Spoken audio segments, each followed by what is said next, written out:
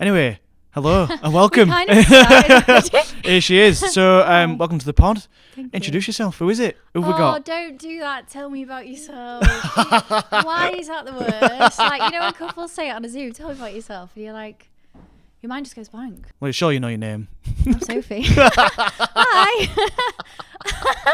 Oh, This is a God. good start. Great start. Yeah. So, yeah, what do you do? Who are you? What do I do? I am a destination wedding photographer.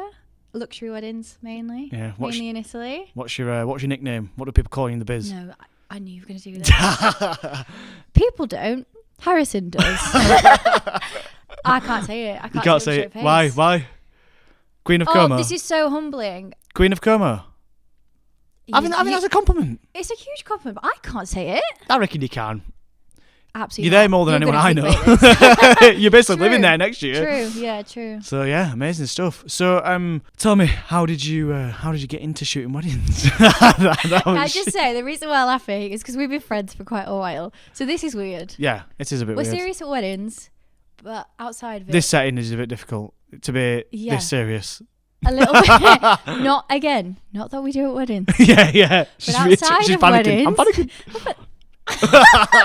Not the meme chat already. Yeah. Okay. Get to it. Go on. How did I get into this?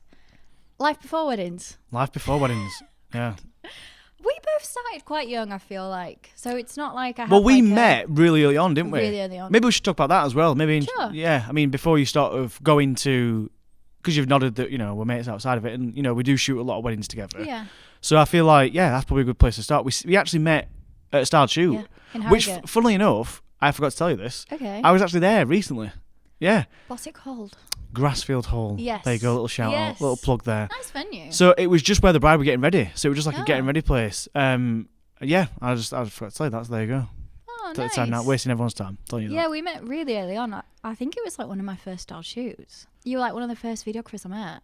Where And, at? like similar age, like Yeah, similar age. Yeah, young in the industry. Yeah. When a lot of togs and videographers we are quite young for the industry. I feel I like. think it's for the luxury industry. How did you get into shooting weddings then? What were life like before shooting weddings? What were you doing? Obviously, we both mentioned we were younger, so Yeah. Well, I've always been like into the arts. I used to do a lot of acting, a lot of theatre, screenwriting. I studied screenwriting, but I always forget that about you. yeah, you did. Yeah. my degree's in film and screenwriting, Yeah. and like I absolutely loved both. But like to do these jobs is so much hard. just waiting for someone to ring you. Yeah. Like there's only so like obviously you can be proactive, but the ball is always in someone else's court. Yeah. And like I could just see my future like just waiting for other people, and that's just not me. So I was like, what else can I do? What else do I like? Like I like acting, I like writing, I like photography. And then I kind of put it together and started a blog. So I was like this is so wholesome. Like take pictures of like cafes in York and stuff, and Yeah. that started getting shared and my blog started doing really well. And then Tom, my fiance, bought me a camera. Massive brownie Nice one. points. Big up, Tom. I know. He kind of started this. So that kind of made my blog go even further. And then I realised my favourite thing about blogging is the photography. And I Yeah. was like, oh, okay. Light bulb moment there. Yeah. So then I started...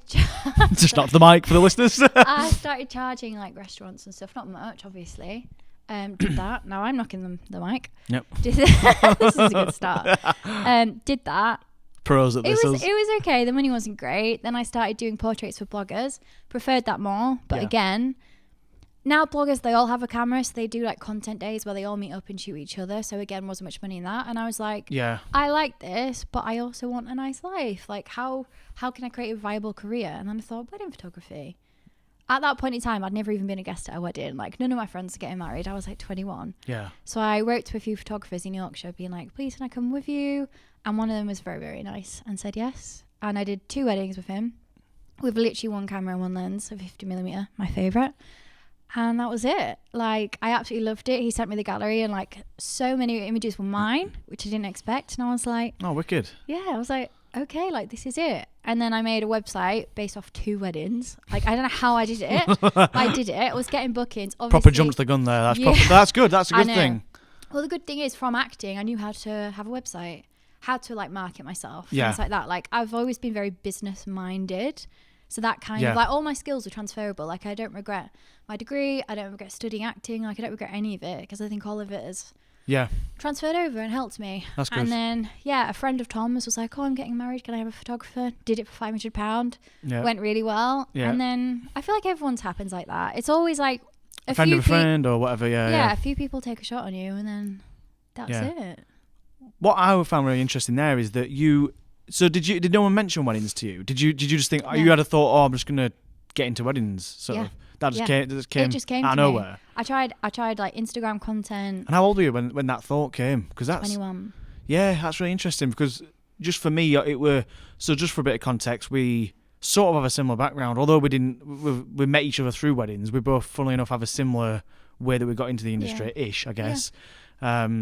I used to do, when I was younger, I used to love doing acting. I were into me acting, and I think it's one of those things where there's two types of people in the industry, I think, and I think one of the types of people is people that just love cameras and love sort of the expressive arts, and I always find it like, because it's quite an arty job, it's natural that people from acting or arts in general are going to be attracted to this kind of work. Do you know what I mean? But yeah, that's interesting. Someone had to tell me about weddings. I just didn't have the thought about doing it. At that age, like, no one we know is getting married. Yeah. Well, I knew weddings happened. Yeah. I'm not saying that. Yeah. I wasn't that backwards.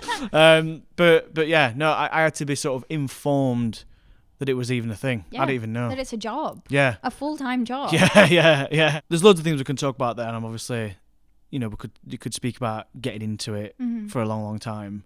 But I want to sort of fast forward a little bit. Sure. Just to where we are now. We're going to miss out a huge chunk there, but we will come back to it. But right now, I would say your work is literally the best it's ever been. You probably agree. Thank you. I know that you're really proud of the stuff that you put out. So but the reason I'm saying this is because in the industry, it's very easy to fall into a trap, I feel like, of sort of, it's been mentioned a few times on the pod, but this comparison-itis of like comparing 100%. Your work to other people.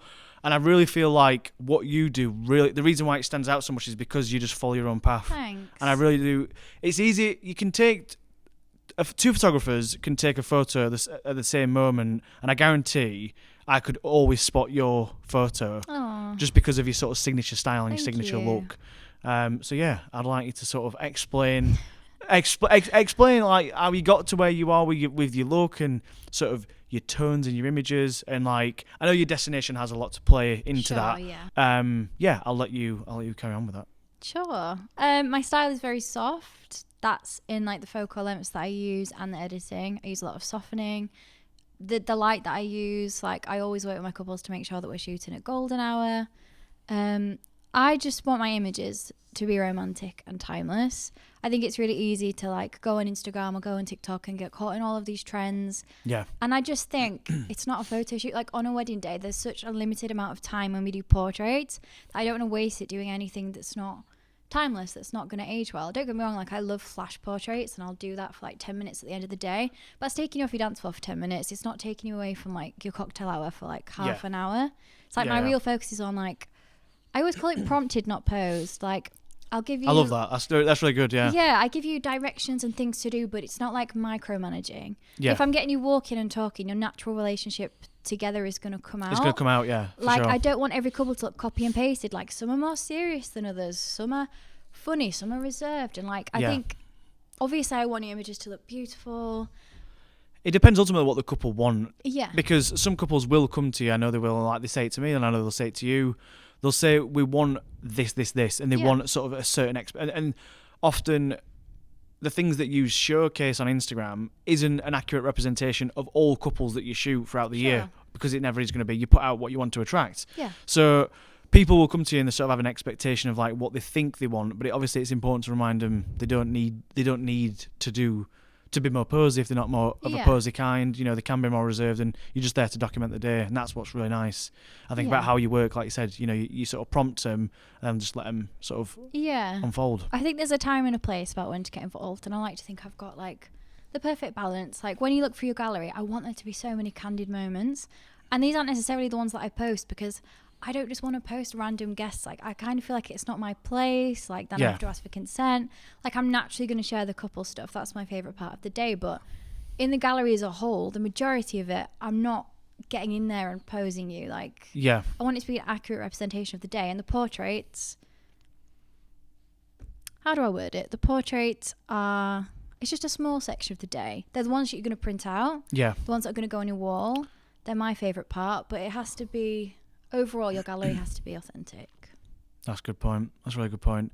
And I think, would you say that, like, you know, it's getting to a point now where maybe, I know you can't speak on behalf of every single photographer, but you can sort of see where the photography market's going. Do you think would you say that's not what's kind of being shown on Insta at the minute, would you say? Oh, you're prying. I do worry a little bit with like how posed things are going. Like, I'll be honest, sometimes people fill out my timeline, and so like a month before I send them timeline form, and they'll fill it out, and I'll put out when's the best time to take photos. And sometimes they'll put their whole cocktail hour as photos, and I will straight up say, like, we can totally do this, but if we're doing this, there's no room for candids. And I think that's just as important. Like, group photos are all well and good, portraits are all well and good, but are you sure you went to spend your whole cocktail hour like doing photos and not having fun? Because if you're having fun, we're still taking photos. Yeah, it's just candids, and you just don't realize that. It's not a case of like, if we're not doing the post stuff, we're not shooting. Like, we totally are. We're just doing it in a you're busy doing other way. things. Yeah, there's plenty of other things to capture. And actually, the things that you are capturing, when the things that couples sometimes expect, like you've just said, you know, they might say we want all this time to do couples. The photos that when they actually get when they get the photos back, the ones that they actually love are the ones that they weren't around for, that they were missing that moment entirely, and you were there to capture it, and just, you know, they can see a moment that they completely didn't see or and they missed, and that's the beauty of the job, innit? Especially for photo as well. Like, you know, that's having that moment there captured and sort of freeze framed is special, isn't it? Yeah, that's why I love 3-day weddings. Like, with destinations, you have like a welcome dinner, maybe you have like a pool party the day after, because you can get so many candids here. They could do flash portraits on the welcome dinner, then obviously couple portraits during some of the drinks reception on the wedding day, and then we can do more at the pool party. Like, it's more spread out, so you have more time with your family. Like, at the end of the day, you've paid a lot of money to enjoy your day. Yeah. Like, yes, you want amazing photos, but you have to enjoy the day as well. And I just worry with like maybe social media pressure that people think that they have to just kind of pose or be performative, and it's like, not at all. Like, I always say to my couple, sometimes, like, let's say we scheduled flash photos, then later on they're like, oh, we don't really want to do it, we're so sorry. I'm like, don't be sorry, these photos are for you. Like, they're not for me. I've got my portfolio, I want to capture what you want. Yeah. Like, you don't have to do anything for me. Yeah. If you're not feeling this, we won't do it. Like, that's it. Yeah. It's as simple as that. Yeah. I'm booked for you. Like, I'm really not shooting thinking, oh, but I want this for my Instagram. Like, not at all. Like, like when I'm shooting, I'm picturing the gallery as a whole. Like, maybe it's like my film background, but I have certain beats that I hit. Like, I open with drone shots, establishing shots. Then it's your details. Like, I'm thinking of the whole story. Yeah. And if you don't want to do something, that's fine. It's just not part of the story. Touching on the bit about, you know, your film, coming from film and like approaching your galleries like that, I think that's really nice. I think that's almost like coming from, like you just said, literally like a film, how you would set it for a film. That's how I see it. Yeah. Like, almost like a storyboard. Yeah, that's a good way of putting it. Yeah, definitely. So could you explain then what gear you use to capture these moments? So I know that your gear's changed over the last few years. Quite dramatically. So yeah, I'll let you talk about that then. I've always been a Canon girl, literally since the day I started. And Cannonball. She loves it. I absolutely love Canon colours. Like, I've had second shooters who've used literally every other like bodies, and Canon, I'm sorry, Harrison is my personal favourite by far. Yeah. Like, there is just something to the Canon colours. 100%. I don't deny it. It's true. Like, they're really creamy. As I said, my first ever lens was a 50-1.4. That has always been my favourite focal length. Like, I just find it so flattering. It is an amazing focal length, yeah. Like, I know people love a 35. Maybe that's because that's what they started with. I just happened to start with a 50. And, like, details, candids, like, portraits, like, it just ticked all the boxes. So I was, like, a proper prime girl. And then... Oh, here we go. I know. I still can't believe I'm saying this. When Canon brought out the 2870 f2... I'm joking. When I saw it was f2, I was like... That's really not that far off from a 1.4. Yeah. So I hired it for one day, for one wedding, and like on my break I bought it. And it's a very expensive lens. Yeah. Like, but I was just like, I've seen you. I've worked with you. And I've seen you. It is a really incredible. Nice lens. Yeah. I was like, now I've tried this, I can't now not have this. Yeah.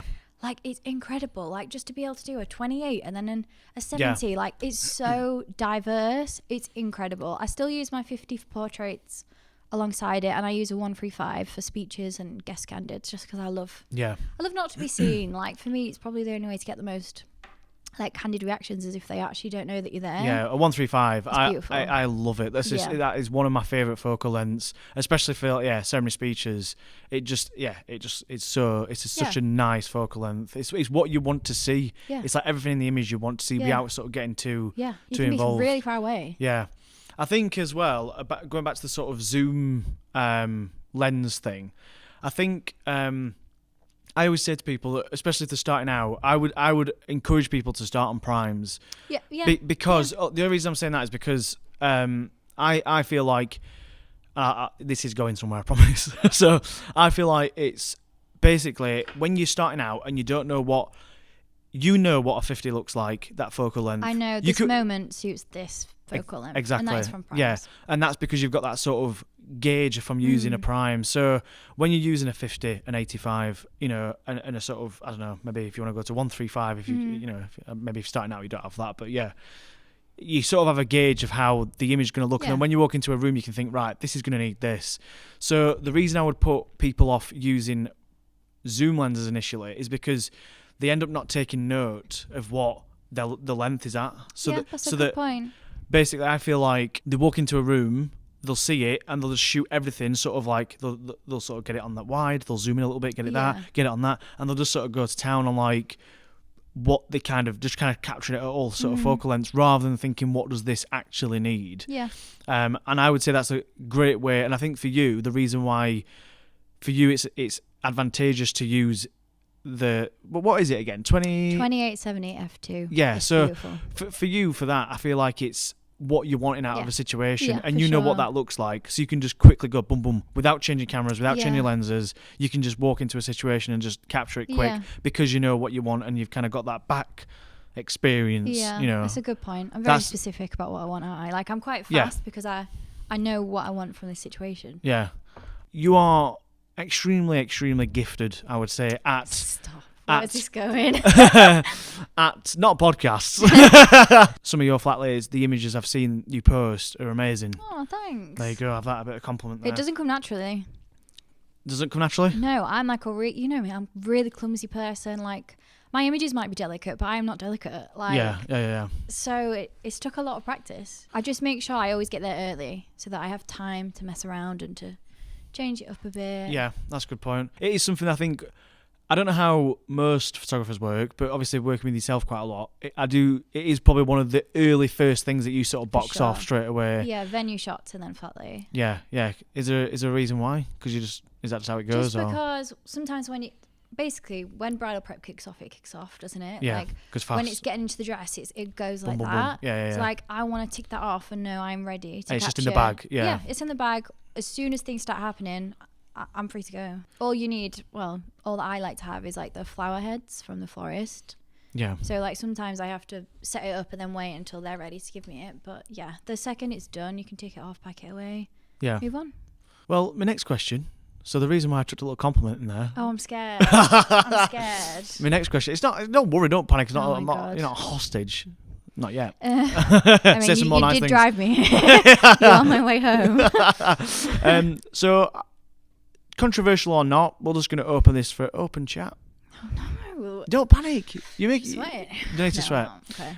It's just about working with videographers and how you find it. So there's pros and cons to it. Mm-hmm. I think having this chat will be interesting for people to listen to because we can offer pros and cons for both sides. Obviously, I'm video, you're photo. Yeah. So I'll let you kickstart it with, I guess, let's start with easing us way in with some pros, I guess. Pros. You have someone with you. Like, someone to bounce off, someone to chat to. Yeah. While you're posing, I can then think of what I'm doing next. Like, it just becomes more of a collaborative effort, and when it's good, it's good. Like, it's that is the trick, innit? I think when you just meet and match well, and you sort of you're working in harmony, there's nothing. It's a great feeling. Yeah. Like I said, there's so many pros for the photo side because often you are on your own. Yeah. I guess maybe not anymore. Not anymore in the market you're in, but I think initially, like for the past maybe 3 years ago, maybe you were Yeah. probably on your own Yeah. often. And it's like I say, it's company. Yeah, so I feel like even that alone, having just company there, even if it's someone that you're not that keen on, at least it's a big company. Yeah, it's just like another professional who wants the same goal as you, Yeah. throwing in extra ideas. Like extra ideas and Yeah. an extra pair of eyes is always going to add to it. I feel like, because I have actually, funnily enough, I've shot one wedding in my entire career that's been just a videographer, so just me there. Stop it. Yeah. So yeah, What? this was in the early days. The couple just decided that they just wanted a video. They wanted to prioritize video, Wow. and they didn't want photo. So I mean, I turned up, and on the day, well, people obviously thought I was the photographer, because Yes. why the hell would there be a videographer here? Yeah. But yeah, so it were a weird day, because obviously I said, like, you do know that I don't take any pictures. I am just video. Yeah. And it like, yeah, it's fine. We're happy with that. So I've only got one experience really working without a photographer. That's crazy. So for me, and I found it really awkward. I wouldn't want to do it. Like, Working solo when it's completely just solo. you. Yeah. I'm not gonna lie, it is awkward. Yeah. Like, imagine you're in a cocktail hour, you don't know anyone, obviously the couple, but they're like talking and getting candids, and you're trying to walk around snapping pictures of. Yeah. Sometimes it can be an awkward job.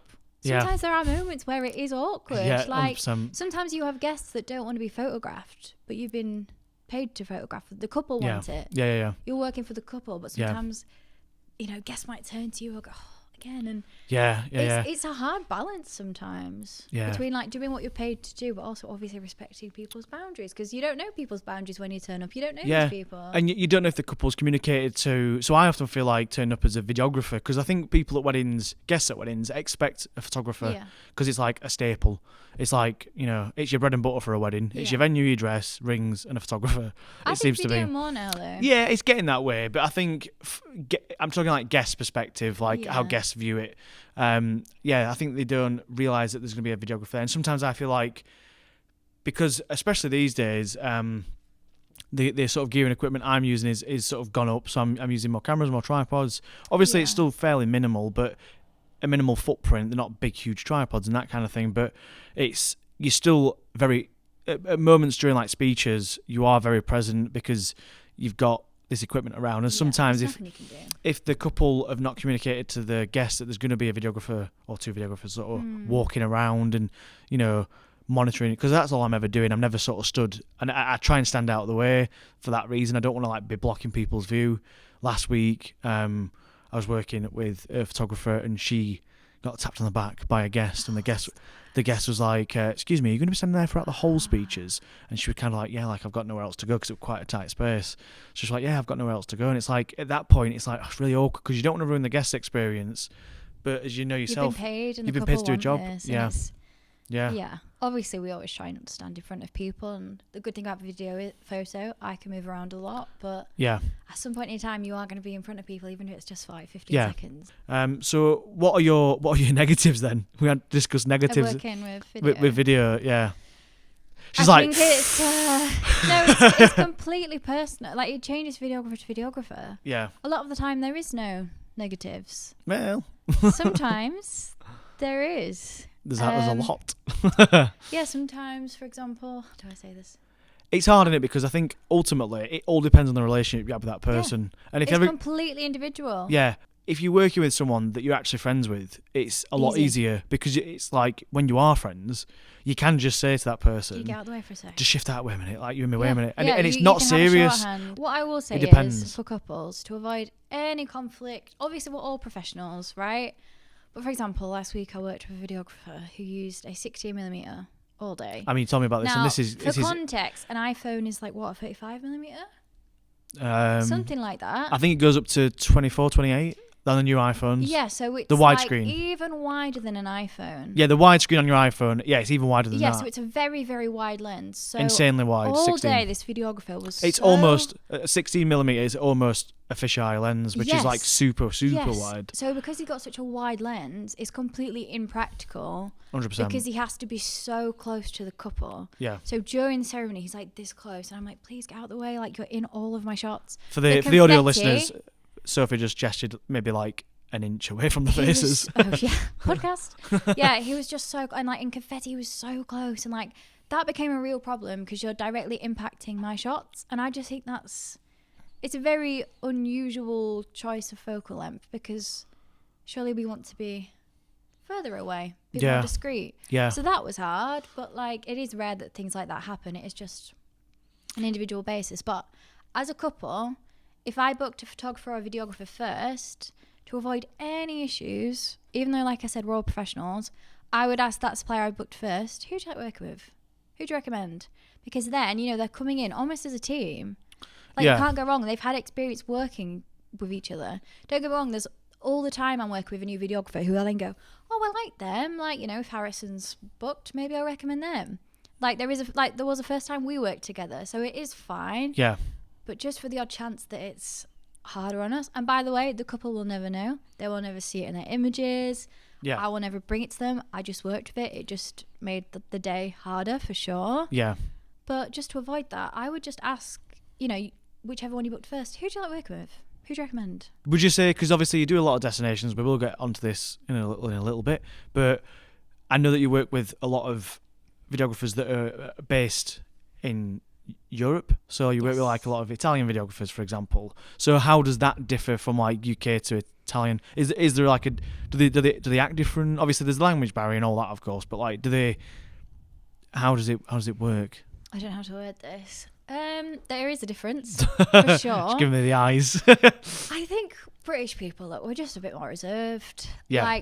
Like sure, yeah, it is that. Coming from shooting weddings in churches where you're almost scared to move. Yeah. Then you shoot a wedding in Italy and there's like a team of 5 videographers and there's a drone, and in the ceremony they'll fully do laps around the couple. Like for me, like for example, if I'm at the front of a ceremony and have to go to the back, I would go round. I'd be really aware of guests. Yeah. Whereas they necessarily aren't bothered. And I'm not saying it's a bad thing. In a way, I almost respect it and think fair play. But it is just, the first time I watched it, I was like, wow, this is a culture shock. Yeah, it's a lot different. Yeah. A lot different. Leading me on to then, I want to ask you, what are some of your favourite parts of the job? The storytelling aspect is one of my favourite parts. I find it so rewarding when I like see the gallery as a whole, and I'm like, God, like there was a lot that happened, but we captured it all, and I'm really proud of it. And then obviously you get the couple's reaction. I'm a words of affirmation girl, so yeah. Please let me know when you've got your gallery. Please don't let me just see it on Instagram. The travel, the lifestyle that it gives, like it is well paid. No shame in saying that. We work very hard. I love all of it. I love that even though weddings, they have the same beat, so you're comfortable enough to know what you're doing. Like each day is still different enough to like keep you excited and keep you on your toes. Things always go wrong, but I feel like as suppliers we kind of thrive off it and we fix it. And the couple 100%. Have no idea. And that's one big thing about the job actually, is that I've not touched on, is the problem solving aspect of weddings. You've got to be able to problem solve fast. You have to thrive on it. And and not panic too much. Like you've got to just be like, calm in the chaos, I guess. And that is how I would sum up the job sometimes, because sometimes you're like, it's all the plans has gone out the window and you're just like, man, I've just got to sort of figure this out. That's like I say, I think I would actually have to, I think that's true, like so deep down I'd have to admit I do kind of like it. Like it's nice when a problem comes at you and you know that you can, and you're like, I've got this, I can handle this. It don't faze me. Like, and the couple's still gonna have a really good day. Panicking. We're just gonna say, here's the solution. We're not gonna go, here's the problem. We're gonna go, here's the solution. That's a really good point. So what are some of your pro tips for people starting out in doing wedding photography? I think it's easier and it's harder now. Rule number 1, be calm in the chaos. Yes, be calm. Be like a duck. Is it a duck where you're gliding on top, underneath your legs are like, you know, when there's a problem, do not let people see. Brilliant, love that. Do not let people know. Yeah. Everything could be going wrong, but it's fine. Yeah. It's fine. Yeah. Like 100%. I really pride myself on like calming the brides. Like I said in Italy the past 10 days, thunderstorms beyond. I'm like to my brides, it's fine. It's gonna be amazing. It's fine. It's absolutely. You're absolutely pissed wet through, drowning. No, there was a point. Got your umbrella up. It's fine. It's lovely. It's really great. There was a point when my second shooter turned to me. She was like, "Do I look wet?" And I was like, I can't even. I was like, I can't even lie to you. Yeah, I can't lie to you. Like, just get out of the pool. Literally like wringing herself. Oh God. But I was like, it's fine. Yeah, it's fine. Yeah, crack And on. like the brides have been really, really grateful. But pro tips for starting out. So it is, like I said, it's easier now because there's so many workshops and style shoots to get a portfolio. But Yeah. the reason I think it's harder is because when I started out, like I said, I was able to message a photographer and they were like, sure, come along. Whereas post-COVID, I think the industry has changed and everything's a lot more on social media. We don't really have like networking things anymore. And you probably get a lot of messages like I do where people ask that you don't know if they can second shoot. And I feel like such a hypocrite and it kind of makes me sad. But if I don't know you, like it is such a risk for me to bring a stranger to a luxury wedding at like the level that I'm shooting. 100%. Because if they're unprofessional, it could affect the couple. They might leave a bad review. The planner might see and they might not recommend me anymore. Yeah. Guests who maybe would have booked me after seeing the images might not. Like it can have such a knock-on effect that it is such a huge risk for me to bring someone. Yeah, it can be really drastic. It's hugely drastic, and it can cost you. Exactly. Not just financially, but in terms of like the actual business, reputation, everything. So like as much as I want to help and give someone the shot that I had, it's just such a risk. So I know for me, I would only ever have a second shoot with that I knew personally, and I'm going to assume it's the same for you. To some degree. Yeah, so my biggest tip is to go to workshops and do style shoots and meet people face to face, because I think it's so important that people can put a face to your name, because we all get lots of messages. And like I said, it's a huge gamble. So yeah, instead of like cold calling, like DMing people on Instagram that you don't know, I really don't think there'll be much success that way now, because there's so many people doing that. Yeah. Put yourself out there, go to these things in person, do workshops, do styled shoots. Don't make your whole portfolio out of it. Yeah, I see this that's has a been big said on the pod make. previously. So that's for me. Like I love workshops. I love style shoots. I don't do them anymore. I'll be honest. I don't have time, and I don't know how to say this without. And I'll say it for you. The weddings that I shoot, I'll say it for you. You don't need to. Better, yeah. Sometimes look better than the workshop. So for me, it's kind of null and void now. I don't think that's not a bad thing to say. No? To say. I don't think so. Okay. You've got to a certain position where you've worked hard enough, where you don't need to do workshops. That's a great thing, and I think that you should be proud of that. Like that's nothing you should coy away from. But I just don't sound like I look down on it, because I don't at all. Like I've made so many friends who are now second shooters, and like for example, if I was sick and I needed cover, they would be the people I went to. So I definitely don't look down on it. But sometimes photographers will start brand new, shoot like 10 workshops, use it as their portfolio, and then try and book weddings at like 3K, and like you can't do that. Like you can't just jump into the industry like that. Yeah, you want to be able to post images from weddings next to on the grid styled shoots if it's looked just as good, not the decor or anything, because obviously it's not going to if you're not in the luxury market yet. Yeah, but like the quality, the posing, like if you're shooting over another photographer's shoulder at a workshop and they're doing a pose that you would never do and you could never do with a real couple, just be really mindful when sharing it, because people might book you based off that, but you might not be able to actually do it. Yeah. Do you know what I'm saying? Yeah, you haven't got the skills. It's the whole thing. I've mentioned it before. I don't want to sound like a broken record because I have said this previously, but it's the whole, and it's known about, the 10,000 hour thing. Like, you need to put the hours in. Yeah, I think you've just got to be sort of respectful and mindful of that if you're getting into it. Yeah, because it can kind of be false advertising if you can't live up to that. Yeah. What I did, and I'm really glad I didn't discover workshop. I didn't even know it was a thing. Like, I don't know what rock I was under, but I didn't know it was a thing until I'd been in the industry for 2 years. So by that point, I could shoot weddings. Like I knew my flow. I had my style. Yeah. They weren't luxury. Yeah. But I was good at it. And then I found workshops, and I used that not to grow my portfolio, but to take me into the luxury. Like, I had the skills, I had the experience. I just didn't have like the decor, the flowers, like the dresses. Yeah. And so I used workshops to level me up in that aspect. Yeah. Rather than trying to appeal to a different market. Yeah, just to change market, not to like start me off. Yeah, that's the thing. And I think a lot of people are doing that to start them off. Yeah. And then turn up to a wedding where they're expected to deliver a certain type of approach and product that they're probably not equipped yet to actually deal with. And they probably could get by, but it's not going to be to the same level as, say, someone like you or I, that's like that's got the experience there in the first place. They're just not real world environments. Like, they're not going to teach you how to do group shots when no one's listening to you, or oh my god, like how do I put a buttonhole on, or like all these things that happen on a wedding day. Yeah, something's going wrong, and the bride's late and you've got to rush off, but Yeah. you don't have to stay or to go, and you're panicking, you're stressing. Yeah. There is no rush into the luxury industry. Like, do your time, get your experience. Yeah. And then just, otherwise you're just going to be so overwhelmed. Yeah. Like, the weddings that we shoot, so much goes on. Insane like, I know amounts. for me, I can't shoot solo. There's so much happening. Yeah. I don't want any compromising about which do I capture. Yeah. I want to capture all of All it. of it, And, like, yeah. there is no rush. Yeah. So we could talk about that then a little bit. I think Sure. that might be quite nice if you've segued that quite nicely. So yeah, you've obviously moved from shooting sort of your typical UK weddings, barn weddings, that kind of thing. You've stepped out of that I would consider that sort of a mid-end market, and there's nothing wrong with that. There's photographers that are happy within that, and videographers. But yeah, I feel like we've shifted our business into more of a luxury end, appealing to a luxury market. So yeah, talk me through how all that came about and where you're leading at the minute. Again, workshops. Like, I did I did 2 destination workshops. And again, like, if you're wanting to get into destinations, I would really recommend this, because it's not just the shooting, it's the whole experience. It's traveling. Like, you might think on paper, oh, I would love that, and then you actually fly on your own and you might hate it. Yeah. So, like, I would really, really recommend your first time doing it when there's no pressure. Like, That's a good point. there's no paying couple. Yeah.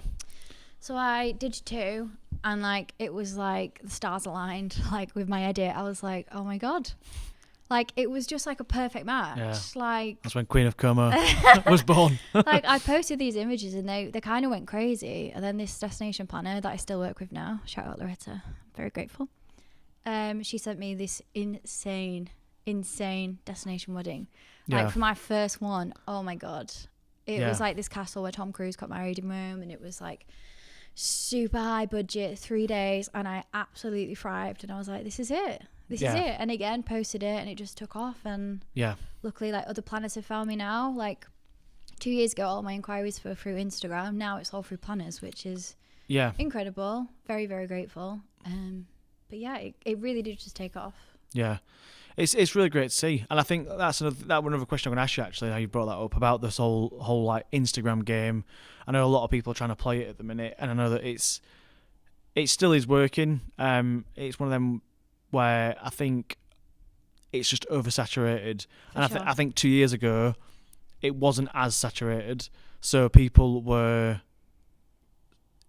being able to utilize it to its full capacity, let's say, and you were able to sort of advertise on it and get decent work. Yeah. Whereas now, because everybody's advertising on it, it's sort of just like needle in a haystack if you're going to be picked. Totally Because agree. everyone's trying to sort of trying to move into that same market and appeal to those kind of people.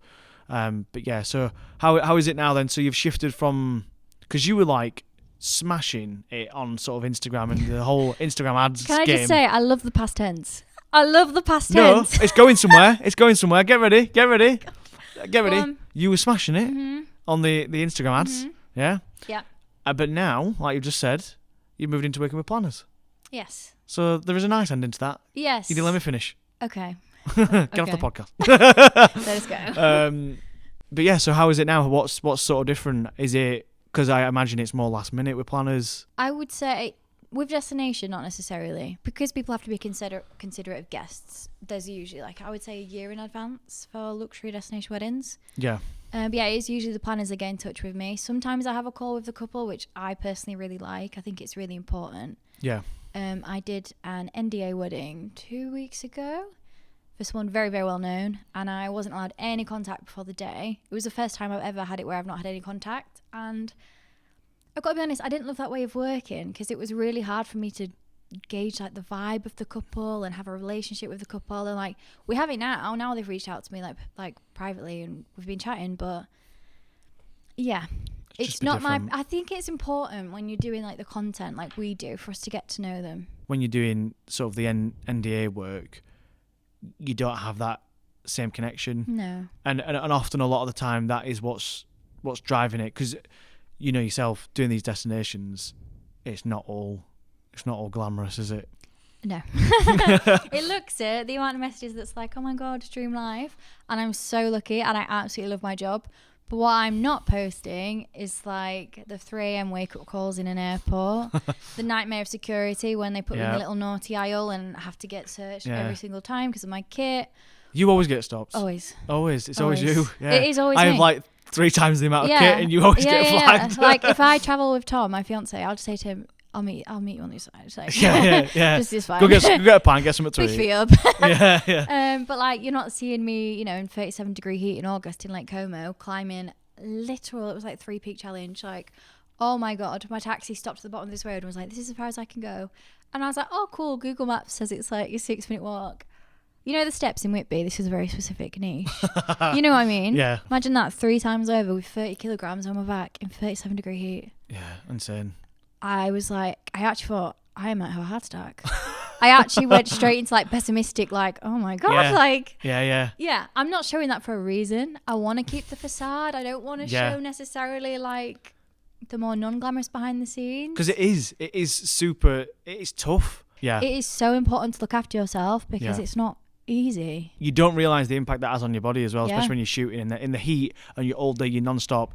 It isn't super, super glamorous. I mean, there's a story about this year for me and you when we met in Sorrento, and you were off the back of shooting, you were knackered, I was off the back of shooting, then we had to drive through all the traffic in Sorrento, and it was like stuff were kicking off, it was a bit rough. There's basically And just a lot that we don't share. Not that we don't love our jobs, we absolutely do. There's moments though where like any job, and I think this is important to sort of get across, is that it's not always perfect, it's not always glamorous. You're homesick, you even miss your food. Like 10 days in yeah. Italy, the best food ever, but oh my God, I just wanted some English food so badly. Yeah. Do you know what I missed? 100%, Digestives. Oh, that's interesting. Digestives. That's like a weird craving. Well, when I got on the plane, the air hostess had like a packet, but it wasn't for sale, it was like hers. And the whole flight I was like, So you just nicked it? No. Excuse me, love, can I have a digestive? Just ask next time. But like, you do just get really homesick, so like, try and make it as comfortable as possible. Bring your home comforts. Things do happen in the heat. Like when I was doing an elopement in Lake Como in August, like I said, 37 degrees. Yeah. Sometimes I like to use my flash in daylight just to kind of fill it. My flash overheated and stopped working. And I was literally thinking, that's a £1,000 flash. Like, oh my God. Luckily, it was just the battery. The battery had literally like exploded. And I brought my second flash with me. Always have backups. But like, in the heat, things happen. I touched my drone and it was so hot. And I was thinking, oh. Yeah. Like, you have to have backups. And you have to take care of yourself and your kit. I've just thought about the seagull incident. The seagull incident, yeah. That is a funny story. Sorry, it wasn't funny. It wasn't funny. Please, can we talk about that? Sure. Sure. Do you want to paint the picture? I don't know if I can. It's so funny. It's not funny, but it is. Oh God. I can laugh about it now. I got a free replacement. Yeah, I mean, on the day it wasn't great. God. So yeah, it was back in. It was Sorrento, wasn't it? It was July in Sorrento. It was July in Sorrento. It was a very, it was at this hour. very hot day. It was at 2:34 p.m. I remember it clearly. Yeah, I mean, what were happening? I mean, I think I was shooting, and then all of a sudden you just come up to me like, Harrison, my drone's not responding. Yeah, I was doing some establishing shots. It was a really nice looking venue. Like, it was a stunning venue on the cliffs, beautiful day. You can imagine it. There's the waves crashing. There's the lovely cliff Wow, there. you're really selling this now. It's the reception, just for context of the point of the day. Everyone's sort of sipping on limoncello. Wow, you're really. Yeah, I'm going for it. Continue. I'm trying to. Yeah. The smell was of food.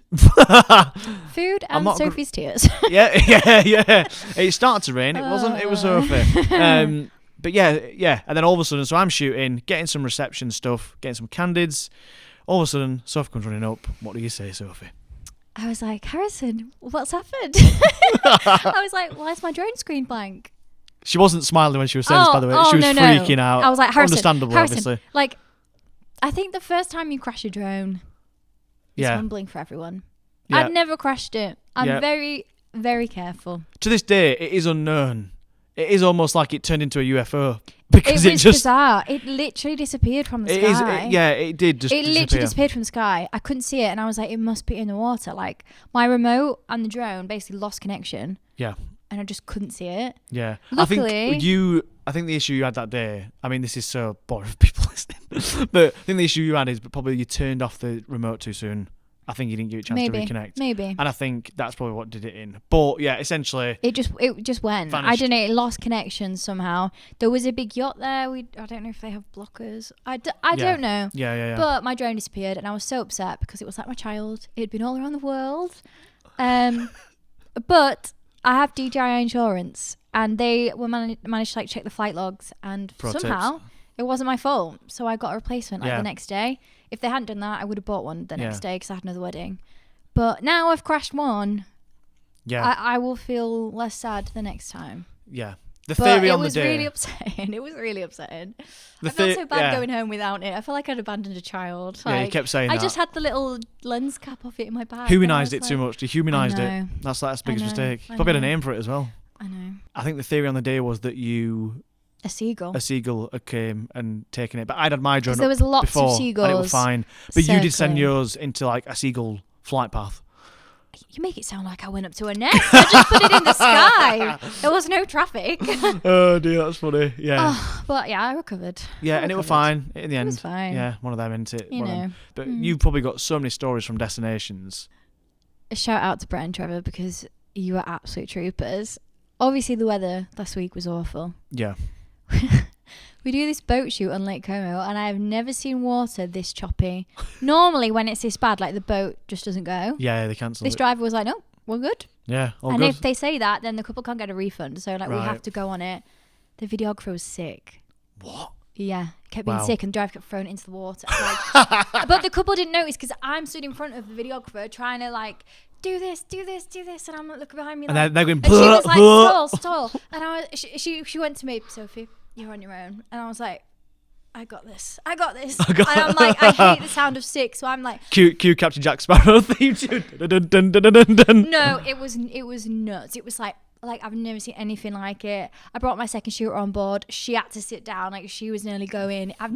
Oh God. I've never seen anything like it, but the photos are nice. The couple have shared them. I bet they look good. Well, it's a story to tell. Yeah. But It's a story to yeah, tell, again, classic. not what you think. Did I put that on my story? Everyone, no.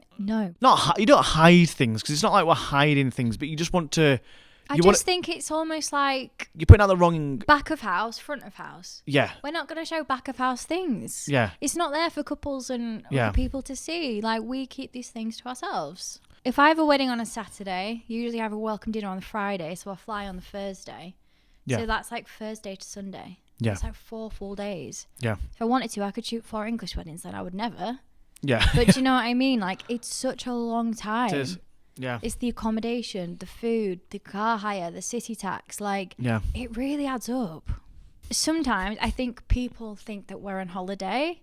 Yeah. And like I said, if I'm flying on the Thursday, the only time off I have is Friday morning before the welcome dinner. After that, shoot. Like, Yeah. you really don't get to see. No, you're not areas. traveling. It's not a yeah. holiday. It's Unless really not. that is the good thing though, where sometimes is you can turn it into that, can't you? You can, but you can it's turn at it the into a expense holiday. of your yourself. business and Yeah, yourself. yeah. It's not. amazing, and I love seeing the world, but the majority of the world that we see is on the wedding day when we're working. Yeah. What I will say, if you're wanting to get into destinations, just because you were talking about how saturated it is, my friend was sending me these screenshots this morning of loads of photographers who were like, I will do your wedding for free if you get married here. Photographers, from your point of view, not every destination wedding is portfolio worthy. I think that's a 100%. huge misconception. Yeah. Not Oh, everyone you is. stole one of my questions. So, and you have to ask yourself, if a couple are willing to have a free photographer, do you think their wedding is going to be in that category? Because I don't think so. Like, if someone is having a £500,000 wedding, do you think they're going to have a photographer for free? Are you No. asking me? Just in general. No, like, no. the answer Well, is no. So You actually might not benefit, and you're going to lose a lot of money. So I never, ever did a destination wedding for free. Never. My first one, I think I charged 2.5. Yeah. Which isn't a lot for destination weddings. It might sound like a lot, but I probably took home 1,500 and I absolutely smashed it. Bear in mind, this was for 3 days' work. But if I had quoted them for free, the couple wouldn't have had me. Yeah. Like, you really have to ask yourself, does this sound too good to be true? Do they sound too good to be true? And they'll be asking themselves, do you sound too good to be true? Like, you're not going to shoot luxury weddings if you're charging for free. Like, you still need to value yourself. Maybe you don't charge travel for your first ever one. You still charge your full package. This is what I'm going to say. But just be really careful with that. Yeah. I think the only time it is advantageous or beneficial to shoot for free is if it's your first time doing anything.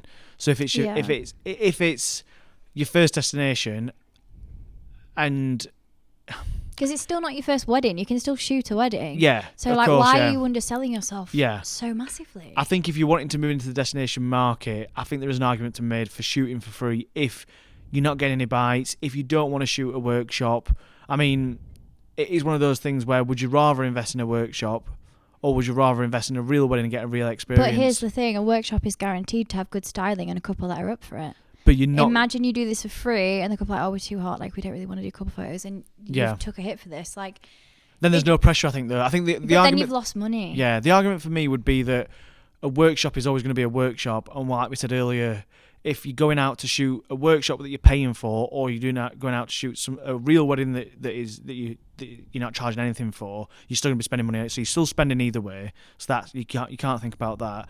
I think personally, I would probably pick shooting for free for a real wedding rather than shooting a workshop. It's not portfolio worthy and you've paid. I think I think it doesn't matter at that point. I think because if you've going to a destination for the first time, I would make the argument that.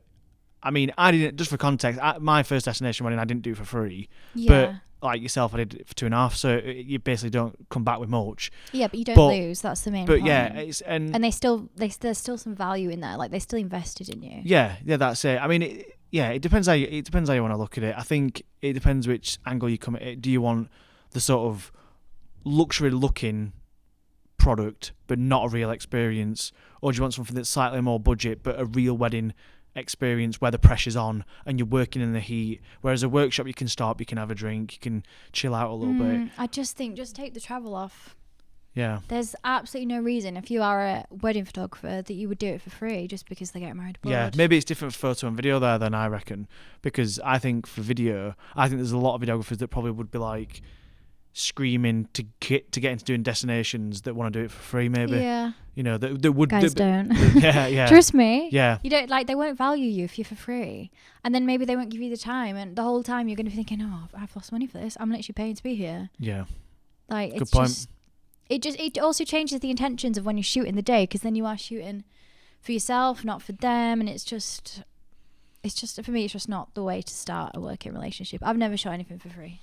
Especially when you're like advertising it like publicly, like you're automatically just devaluing yourself and all your clients who have paid for you. Yeah. You don't need to. Don't need to. How many destination weddings do you shoot a year?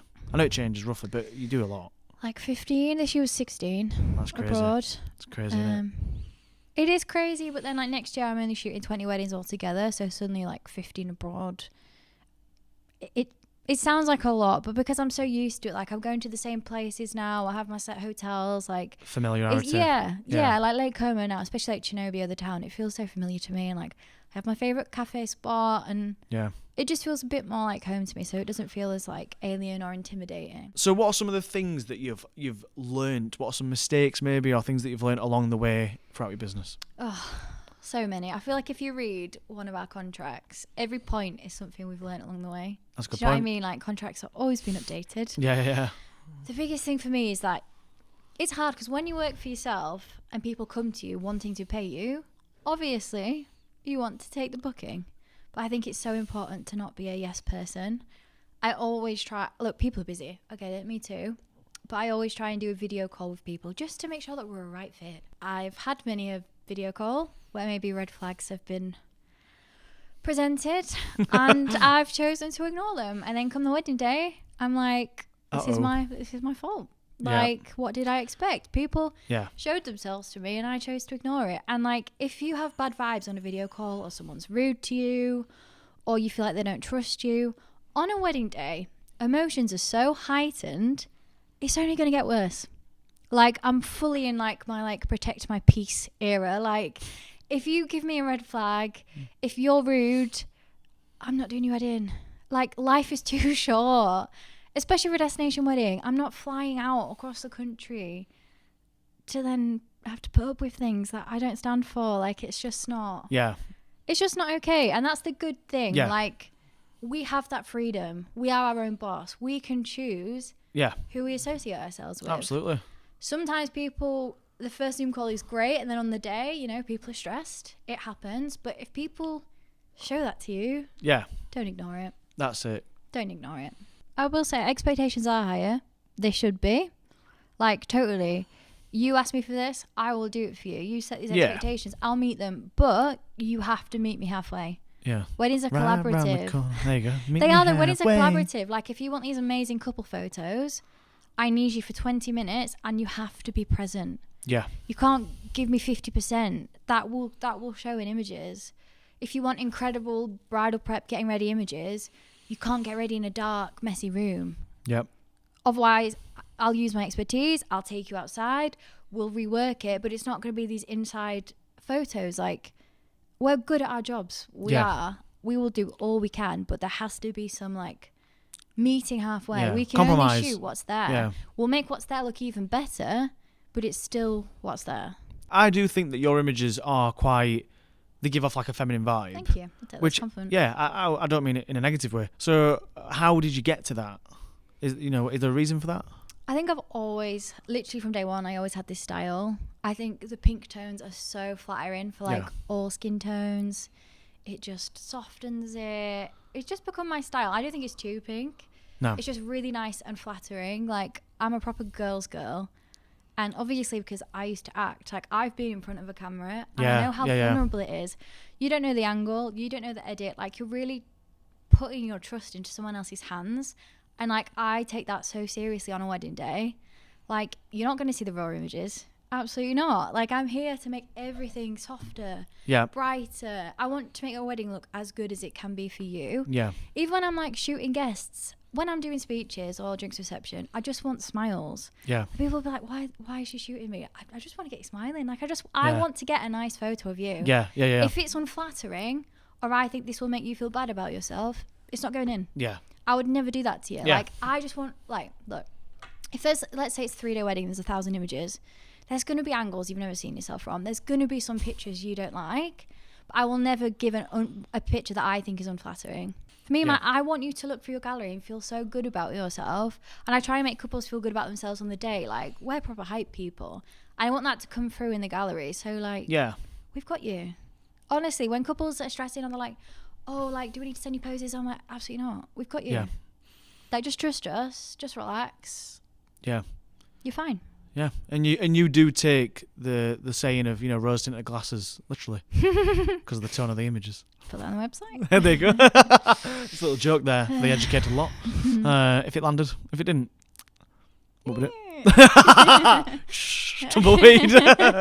Move on, Harrison. Stick to your day job. So, what are some of your concerns for the future of weddings/wedding photography? When I turn up to a wedding and there's loads of suppliers and there's vans and flowers, I'm like, oh my God, this is going to be such a good day. But they're back of house suppliers. Guests won't see them. Whereas when it comes to content teams, first of all, I've worked with content creators twice. They were the nicest 2 girls ever.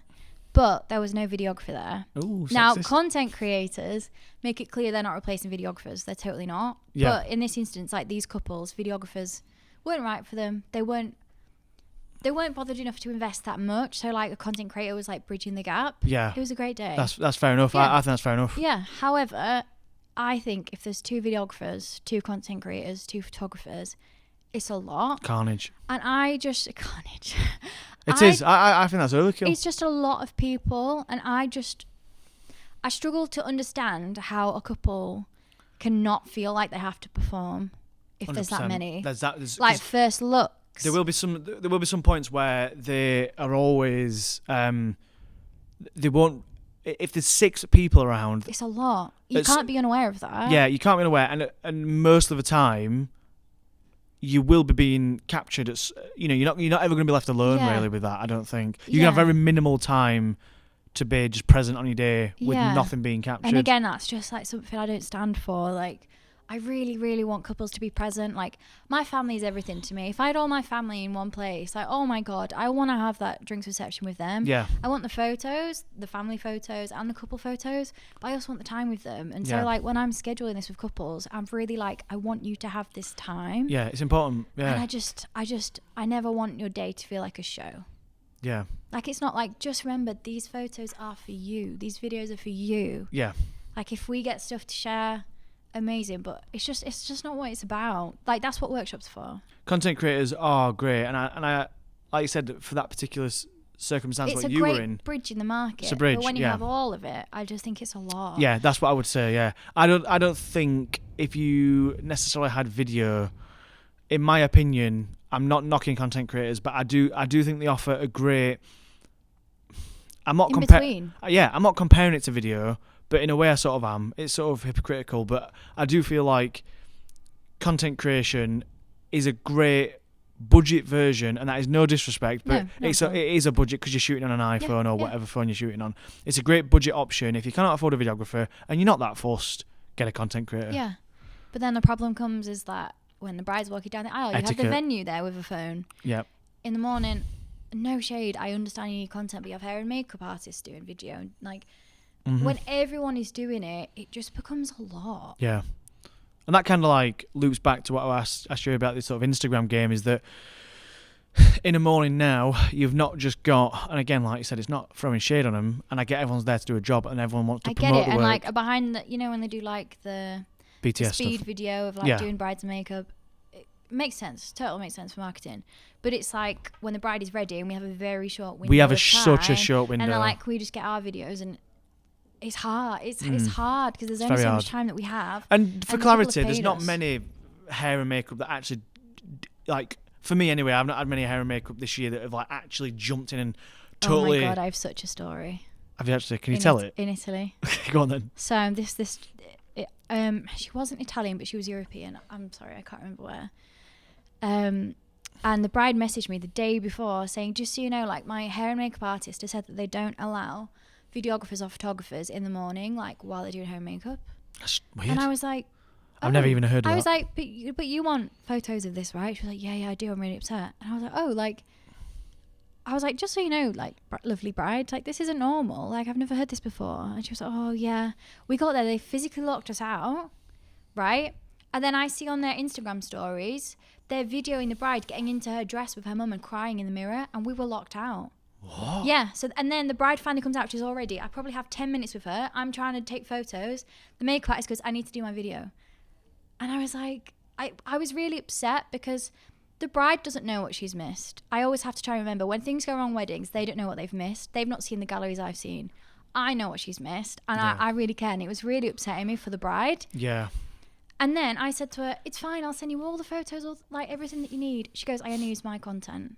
And that's when it clicked. That's why you don't want us there, because you want to film your own content all day. And now you've taken that away from the bride. Like those memories forever of her like getting in her dress. Yeah. Loads of green prep. There was two of us. Yeah. Yeah.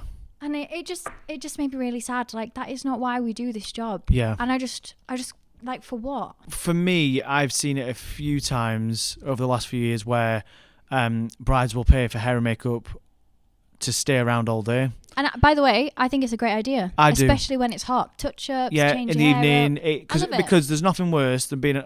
Like, I say nothing worse, but there is. But you know what I mean? For how people want to look the best they can on the wedding day. Obviously, in the heat, everything. I know. Smudges, ladies. hair will drop out. There's not much you can do. When you're going on like a boat as well, and you're getting chucked around on a. Oh, she's knocked it. She's knocked it. She's knocked it. The wind in the hair, like that was the wind from Como.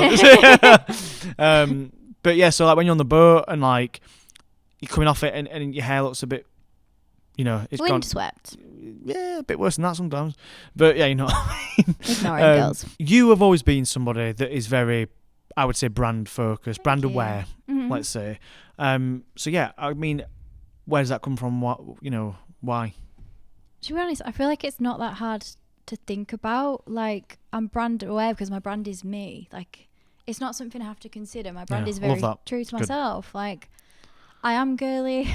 I am feminine. Like, I love you to have these romantic portraits. I am a romantic. I love books. I love films. That all of it kind of comes into my work.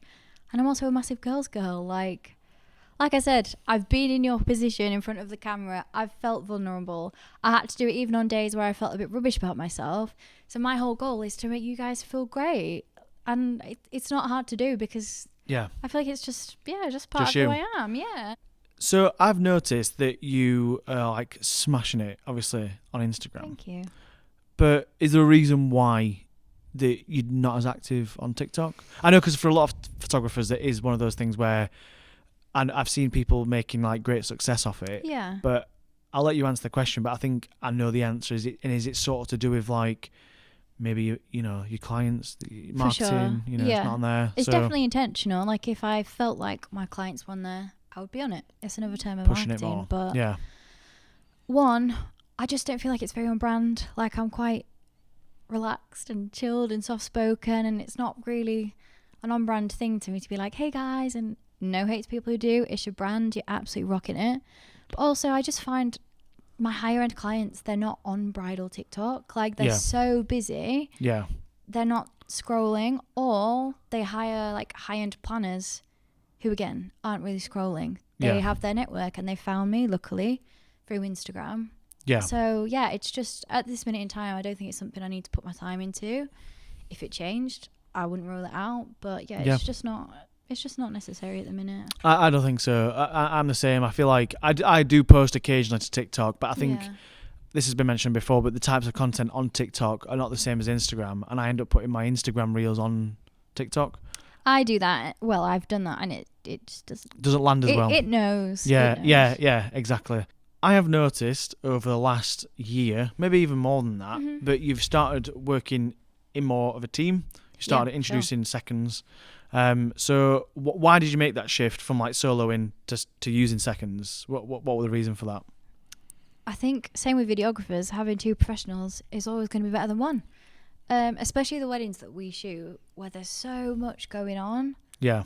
You don't have to choose which do you capture. Yeah. And like, because I have quite a regular team, we have such like a shorthand now. Like, we have processes how we do things. That's it. Yeah. I'm with partner 1, they're with partner 2. They're getting like the guests arriving while I'm doing finishing touches with the bride, if it is a bride. Yeah. It's the only way to capture the full day. Yeah. And it's like, if you're paying these prices, I want you to have everything. I never want these decisions to be made. Which do I capture? You know? Yeah. There's never been a time where I've shot on my own where I've not gone, oh, which one do I get? And I don't want those decisions to have to be made. I want you to have everything. Hopefully you get married once. Well, that's some of the positives. Yes. What are some of the negatives of having a second on, working in a team, would you say? Finding a good tech shooter is very hard. I've done weddings with you where you've said, and this isn't my usual team are great, where you said, oh, they look like a great shooter. And I said to you, just because they're an amazing photographer doesn't mean they're an amazing second photographer. Team player. There's a big difference.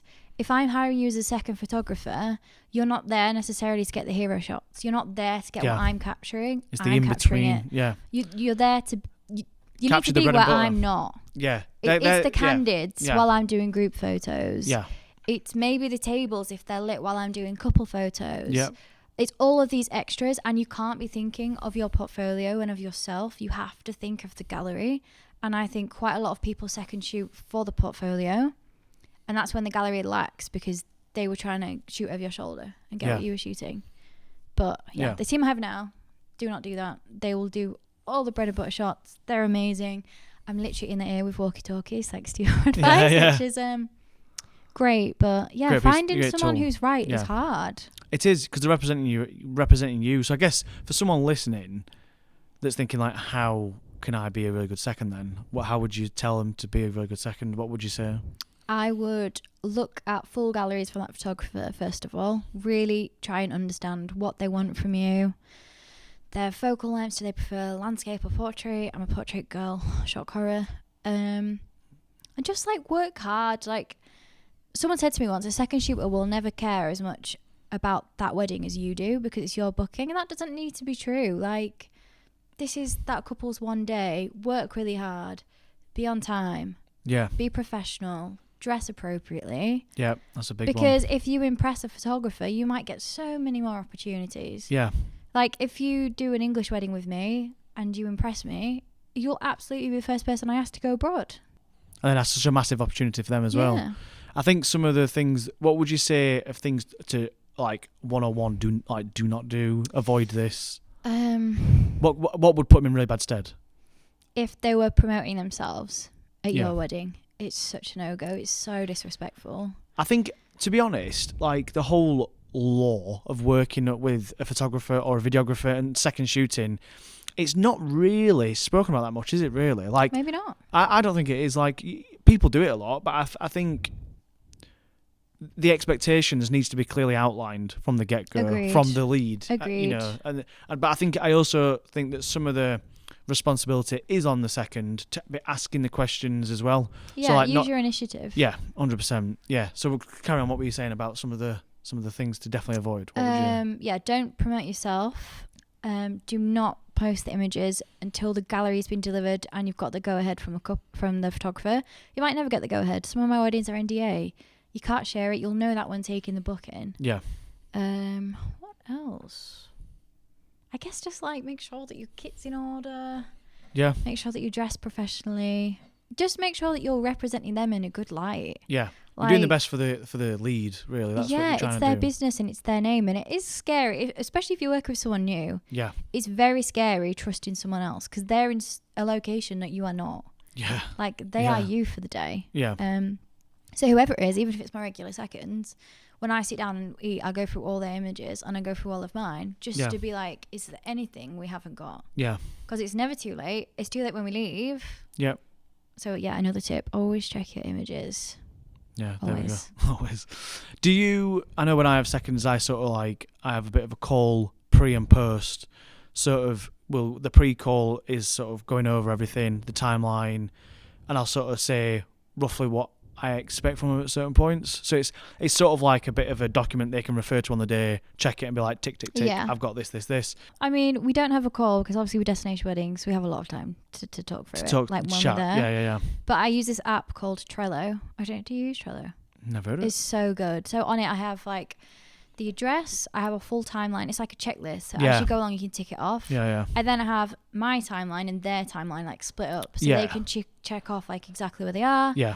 The group shots. And yeah, I share the links. They have it directly on their phone as well. Yeah. At all times. So yeah, that's a good way. they always know what they're doing. And also, I'm always in their ear being like, yeah, you got this. just letting you know, like, I'm doing this. Yeah. And you're just so you know, like, during cocktail hour, just reinstating, your job is to do this, and this.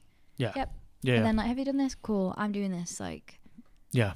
So what are some of the things that you were looking to improve on and why, Sophie Mort? I feel like at this part of the season, everyone's answer is the same, which is like work-life balance. Yeah. Every year I get better at it, but it's never... I don't know, I feel like it's a job where you, especially when you travel, you give so much to your couples that you don't necessarily leave enough for you and your life. But next year, I'm ready for this. I have half the number of weddings that I do.